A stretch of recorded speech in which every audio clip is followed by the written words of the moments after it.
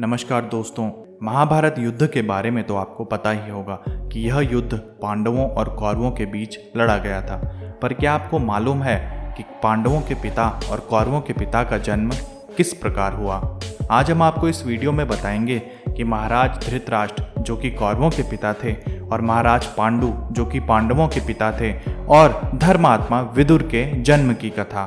तो वीडियो को अंत तक जरूर देखिए। तो वीडियो की शुरुआत करते हैं हस्तिनापुर से। हस्तिनापुर के राजा शांतनु और रानी सत्यवती के दो पुत्र हुए जिनका नाम चित्रांगद और विचित्रवीर्य था।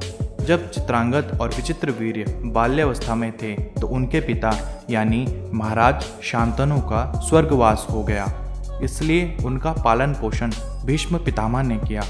भीष्म पितामह गंगा के पुत्र थे और भीष्म पितामह और महाराज शांतनु का आपस में क्या संबंध था यह हम आपको दूसरी वीडियो में बताएंगे। और अगर आपने हमारा चैनल अभी तक सब्सक्राइब नहीं किया है तो हमारा चैनल सब्सक्राइब करें। तो अब बात करते हैं कि जब चित्रांगद बड़े हुए तो भीष्म पितामह ने उन्हें राजगद्दी सौंप दी, मगर कुछ समय पश्चात गंधर्वों से युद्ध करते हुए चित्रांगद मारा गया। फिर भीष्म पितामह ने उसके छोटे भाई विचित्रवीर्य को राजगद्दी सौंपी। फिर विचित्रवीर्य अपने राज्य में राज करने लगे। फिर भीष्म पितामह को उनकी विवाह की चिंता हुई, इसलिए उन्होंने काशीराज की 3 पुत्रियां अंबा, अंबिका और अंबालिका के स्वयंवर में जाके तीनों को हर लिया और हस्तिनापुर ले आए। परंतु बड़ी कन्या अंबा ने भीष्म पितामह को बताया कि वह किसी और से प्रेम करती है। फिर भीष्म पितामह ने अंबा को उसके प्रेमी के साथ जाने की आज्ञा दे दी और अंबिका और अंबालिका का विवाह विचित्रवीर्य के साथ करवा दिया। परंतु जब अंबा अपने प्रेमी के पास यानी कि राजा शाल्व के पास गई तो राजा शाल्व ने अंबा को नहीं अपनाया और फिर वह हस्तिनापुर में लौट आई और भीष्म पितामह से बोली कि आपने ही मुझे स्वयंवर में जीता है तो आप ही मुझसे विवाह करो। परंतु भीष्म ने आजीवन ब्रह्मचर्य का पालन करने की प्रतिज्ञा ले रखी थी, इसलिए वह यह विवाह नहीं कर सकते थे और उन्होंने इस प्रस्ताव को स्वीकार नहीं किया।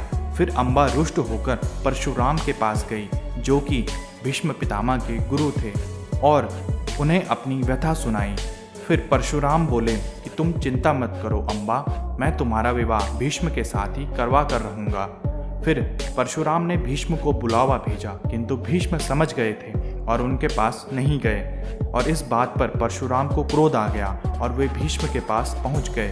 फिर दोनों में बहुत भयानक युद्ध छिड़ गया और दोनों ही बहुत ही कर्मठ योद्धा थे, इसलिए हार जीत का फैसला होना असंभव था। फिर सभी देवताओं ने मिलकर इस युद्ध को बंद करवाया और अंबा दुखी होकर तपस्या करने के लिए वन में चली गई।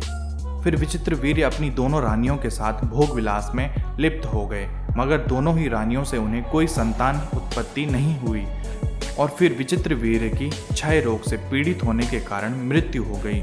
अब माता सत्यवती को कुल के नाश की चिंता होने लगी और वे भीष्म के पास पहुंची और बोली, पुत्र तुम इस वंश को नष्ट होने से बचा सकते हो। तुम दोनों रानियों से विवाह करके संतान की प्राप्ति करो। परंतु भीष्म पितामह ने प्रतिज्ञा ले रखी थी तो उन्होंने कहा कि मैं किसी भी हालत में अपनी प्रतिज्ञा नहीं तोड़ सकता। फिर माता सत्यवती यह सुनकर बहुत दुखी हुई और फिर उन्होंने अपने बड़े बेटे वेदव्यास को बुलाकर अपनी सारी व्यथा सुनाई और उन्होंने वेदव्यास को कहा कि तुम ही अब इस वंश को नष्ट होने से बचा सकते हो और मैं तुम्हें आज्ञा देती हूँ कि तुम नियोग विधि से दोनों रानियों से पुत्र उत्पन्न करो।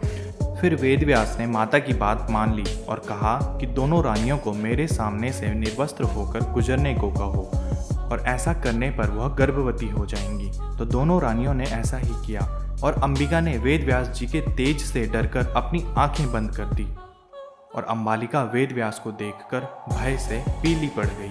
फिर वेदव्यास जी ने माता से कहा कि अंबिका का बड़ा तेजस्वी पुत्र होगा, किंतु नेत्र बंद करने के कारण वह अंधा होगा, जबकि अंबालिका के गर्भ से पांडु रोग से ग्रसित पुत्र होगा।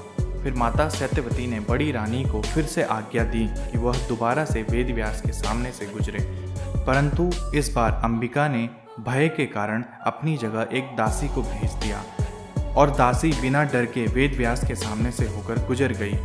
फिर वेदव्यास जी ने माता को बताया कि इस दासी का बहुत ही नीतिवान पुत्र होगा और यह कहकर वेदव्यास जी चले गए।